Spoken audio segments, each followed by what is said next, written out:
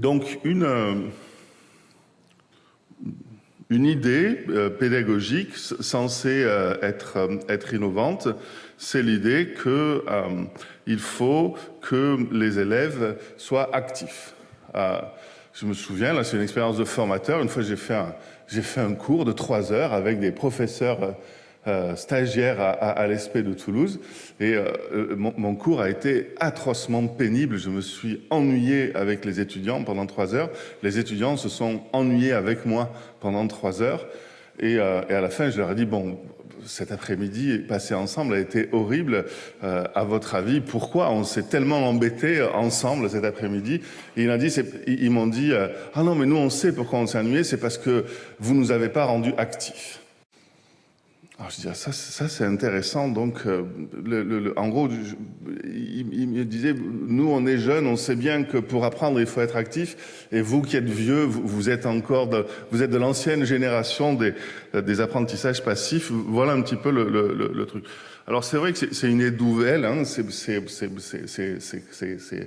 c'est un truc qui date d'avant-hier, hein. C'est Platon qui, le premier, a attiré notre attention sur le fait qu'effectivement, il y a différentes façons d'apprendre, et qu'on peut apprendre par la pratique, en étant actif, mais qu'on peut aussi apprendre par enseignement. Puis on peut apprendre de façon assez implicite, hein. Il y a des choses qu'on sait sans qu'on sache trop comment on les sait. Et qu'il y a donc différentes façons, et que, en gros, il y a toute une tradition, hein, de l'Antiquité, le Moyen-Âge, et puis toutes les temps modernes, on va dire, où vous avez en gros deux grandes écoles. Ceux qui disent, on peut effectivement opposer apprentissage par enseignement d'un côté, apprentissage par la pratique de l'autre, et puis ceux qui disent, depuis longtemps d'ailleurs, que en fait il ne faut pas du tout opposer les deux, apprendre par enseignement et apprendre par la pratique, c'est tout à fait articulable. Et puis vous avez, voilà, hein, là aussi, des gens extrêmement modernes comme Ferdinand Buisson, qui vous explique que si vous enseignez la grammaire de façon passive, c'est mortellement ennuyeux, mais par contre, si vous enseignez la grammaire de façon active, c'est quand même beaucoup mieux, voire même, et c'est ça qui est remarquable, vous ne savez pas, mais Ferdinand Buisson était un grand punk. Il dit peut-être même qu'on peut envisager que si on n'enseignait pas la grammaire, les élèves ne seraient pas plus mauvais. C'est vous dire à quel point les gens ne sont pas raisonnables. Il y a l'idée que peut-être cette idée absolument centrale de l'apprentissage par l'action, elle est en réalité une idée qui recouvre des idées qui sont très différentes. On met sous un même panier, sous une même bannière, des idées très différentes. La première chose, c'est est-ce que être actif, c'est être actif au sens physique? Les élèves manipulent avec leurs mains, ils se déplacent avec leurs jambes. Ou est-ce que être actif, c'est être actif au sens cognitif, c'est-à-dire se poser des questions, faire des hypothèses, essayer de deviner quelque chose, essayer de comprendre par soi-même.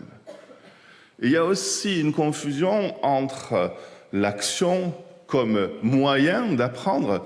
Je suis en sciences physiques et j'ai besoin d'être actif pour apprendre une notion en sciences physiques, ou je suis en sciences physiques et j'ai besoin d'action pour apprendre un geste technique, une mesure, la préparation d'une expérimentation.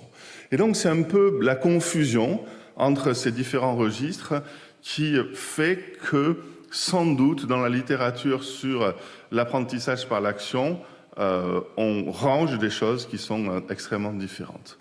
Et c'est vrai qu'aujourd'hui, il y a un consensus autour de l'idée que dans bien des apprentissages scolaires, quand l'enjeu est de comprendre quelque chose, quand l'enjeu est de conceptualiser quelque chose, l'important c'est d'être actif cognitivement.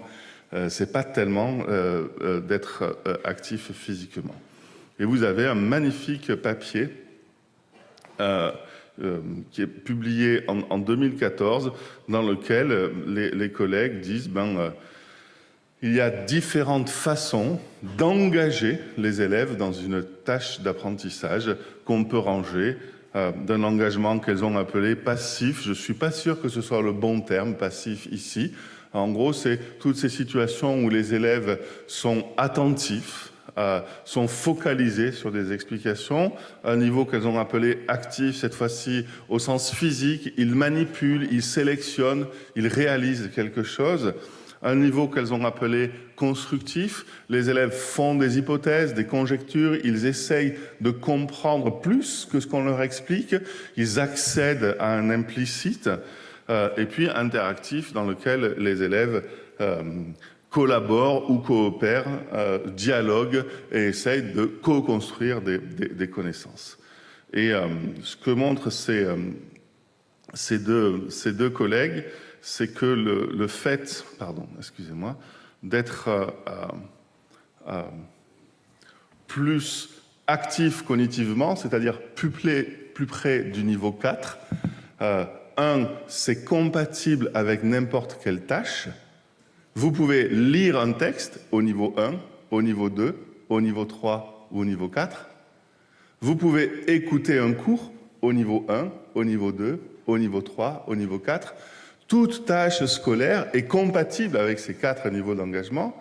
Elle montre aussi que, globalement, plus vous êtes proche du niveau 4, mieux les élèves apprennent. Ça produit un meilleur apprentissage, le fait d'augmenter le niveau d'engagement. Et en même temps, plus vous vous rapprochez du niveau 4, plus l'apprentissage est exigeant. Plus le risque de perdre les élèves les plus fragiles est important. Plus le temps pour apprendre est long. Et du côté enseignant, plus le temps pour préparer sa séance est long.